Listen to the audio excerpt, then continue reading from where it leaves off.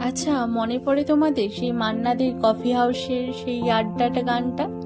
আজ আমরা চলে গেছিলাম নিউ টাউনেরই কফি হাউসে। প্রথমবার আজ গেছিলাম। বাইরে থেকে দেখতে কোনো রাজবাড়ির থেকে কম নয়, সেই পুরনো যুগের রাজবাড়ি। কফি হাউসের আড্ডাটা যেমন হয় তেমনই ঠিক বলতে পারো। নিচে ছিল প্রায় 100 মতো চেয়ার, আর লোকের ভিড় দেখে বুঝতেই পারছো কতটা পপুলার। তেমনই ওপরে বসেও তোমরা খেতে পারো। ওখানে গিয়ে প্রথমেই আমরা অর্ডার করেছিলাম কফি। কফিতে চুমুক দিতে দিতে কফির সাথে অর্ডার করেছিলাম আরও নানান খাবার।